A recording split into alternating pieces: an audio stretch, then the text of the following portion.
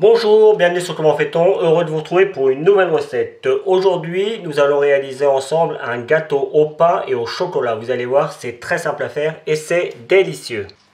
Alors, pour faire cette recette, il est préférable d'avoir du pain, de la mie de pain fraîche, mais si vous avez de la mie de pain rassis, ça marchera aussi, il suffira juste de laisser le pain tremper un petit peu plus longtemps dans le lait. Ça permet d'éviter de gâcher, par exemple, si vous avez du pain en rab, vous pouvez faire ça.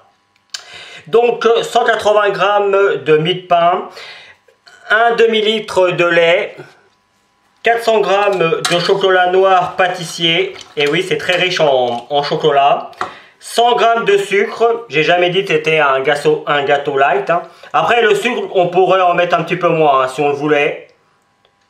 Voilà, c'est des gâteaux un petit peu à l'ancienne, qui reviennent un petit peu au goût du jour. Vous devrez préparer également 50 g de beurre. Et puis après, il ne nous restera plus qu'à mettre les 2 œufs et 50 g de poudre de noisette. Donc là, le but, ça va être de venir fondre le chocolat avec le lait. Et tout de suite, on va venir ajouter également la mie de pain. Comme ça, tout va fondre en même temps. Le but c'est d'avoir quelque chose d'assez lisse. D'ailleurs on passera tout ça après au tamis. Et je vais vous expliquer, hein, ne vous inquiétez pas. Allez, c'est parti pour une petite cuisson de quelques minutes. Voilà, ma préparation est prête. Hop. Je vais venir mettre ça comme ça. Et je vais venir passer ça dans mon tamis. Alors vous avez vu, j'ai pris quelque chose d'assez grossier. Le but c'est de d'écraser un petit peu le pain. Après, c'est pas une obligation, hein, mais on aura quelque chose de plus fin. Alors pour ça, on a besoin d'un tamis, évidemment, et on a besoin d'une corne. Alors, je ne sais pas si vous le savez, mais depuis peu, j'ai créé une boutique en partenariat avec Amazon. Je vais y arriver. Et vous allez retrouver tout ça sur la boutique. Donc si vous n'avez pas ça, c'est des ustensiles qui sont vraiment... indispensable je dirais pour la pâtisserie. Vous voyez, on vient gratter sur le fond et puis on fait ça jusqu'à ce que tout soit bien comme il faut au fond de notre cul de poule. Une fois que c'est terminé, on rajoute directement le beurre. Il faut que ce soit encore un petit peu chaud pour que le beurre puisse fondre correctement. Vous voyez, on a un petit peu comme une pâte à gâteau, hein. Alors évidemment, il y a quelques petits grumeaux, mais j'aurais pu prendre un tamis plus fin hein, si je voulais. Là, c'est vraiment le choix de garder un petit peu le côté pain dans mon gâteau. Et puis, ça va encore se dissoudre quand on va rajouter les œufs. D'ailleurs, je vais les rajouter tout de suite.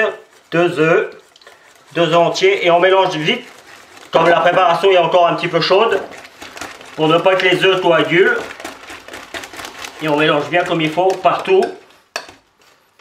Vous avez vu, hein, c'est vraiment simple à faire. Hein. Alors évidemment, vous pouvez faire des quantités plus petites. Hein. Moi, j'aime bien, quand je fais des gâteaux, j'en fais toujours un petit peu plus. Je les congèle et comme ça, j'en ai d'avance. J'ai toujours des petits trucs d'avance pour le soir ou pour le midi quand je ne sais pas quoi manger. Et pour finir, je rajoute la poudre de noisette. Là, ça va apporter une puissance au gâteau. Chocolat, noisette, ça se marie très bien. Et voilà.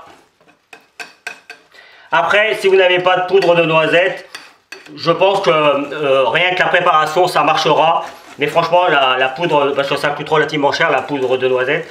Mais si vous en avez, c'est mieux. Hein, quand même. Après, vous pouvez réduire les quantités. Éventuellement, ça coûte vraiment trop cher. Vous pouvez en mettre que 25 grammes. Voilà. On n'a plus qu'à mettre tout ça dans nos moules. Faire un petit bain-marie et c'est parti pour la cuisson. Allez, j'ai beurré un moule parfaitement. Je viens mettre ma préparation jusqu'en haut. Voilà. Hop. Alors mon moule doit faire 2 cm hein,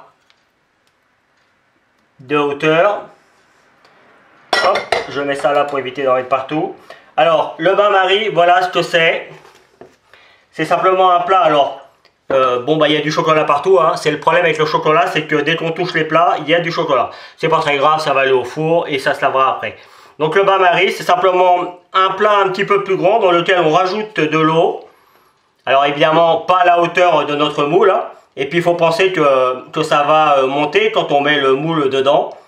Et voilà ce qu'on appelle un bain-marie. Et c'est parti pour une cuisson à 180 degrés pendant entre 35 et 45 minutes. Je vous donnerai le temps exact que cela a pris pour moi. Allez, c'est parti. Je viens juste de le sortir du four. Cuisson environ 40 minutes à 180 degrés. Comme vous pouvez le voir, j'en ai fait un tout petit que j'ai démoulé. Alors j'aurais pu attendre un petit peu avant de le démouler, mais je l'ai démoulé tout de suite. Et c'est très joli, hein. Enfin voilà, ça donne avec une petite touche de chantilly par-dessus ou une petite crème anglaise, ça doit être délicieux. Je vous retrouve, je découperai un petit bout sûrement dans le grand et puis je finirai la vidéo sur l'image. Et voici le résultat après total refroidissement. Comme vous pouvez le voir, on a un gâteau qui est assez compact, mais il est quand même assez moelleux. Enfin, c'est une structure particulière. Alors évidemment, ça s'accompagne soit de crème chantilly, comme moi j'ai fait. Simplement, j'ai juste battu de la crème liquide entière avec du sucre glace. Ça fait une délicieuse chantilly, c'est très simple à faire. Ou alors vous faites une crème anglaise. Je vous donnerai peut-être la recette de la crème anglaise. Ça va très bien avec ce genre de gâteau. Il faut faire des petites parts parce que c'est vite amortissant. On a mis beaucoup de chocolat, mais franchement c'est très bon. Donc voilà, j'espère que ça vous plaira. En tout cas, ça permet de ne pas perdre le pain, en tout cas la mie de pain que l'on pourrait avoir chez soi. Donc ça peut être une idée pour ne pas gaspiller. Vous avez maintenant tous les liens pour aller sur mes réseaux sociaux sur la description. Je vous donnerai également les ingrédients de cette recette. Vous les avez également sur la vidéo, mais comme ça, il y en a pour tout le monde. Et puis si vous continuez encore un petit peu plus longtemps, vous avez également le lien qui va vous permettre de vous abonner à ma chaîne YouTube, celui d'aller sur mon site www.commentfaiton.com. Je vous donnerai probablement un autre gâteau au chocolat et puis si j'y pense, et je dis bien si j'y pense, je vous donnerai la recette de la crème anglaise. Voilà, à bientôt sur Comment Fait-on. Merci pour votre fidélité, pardon. Salut! Vous pouvez vous abonner maintenant à ma chaîne YouTube, c'est ici. N'oubliez pas la petite cloche pour les notifications. Vous avez également le lien qui va vous amener sur mon site www.commentfaiton.com où vous retrouverez l'ensemble de mes recettes. Et je vous donne deux autres recettes ici qui vous seront très utiles. À bientôt sur Comment Fait-on.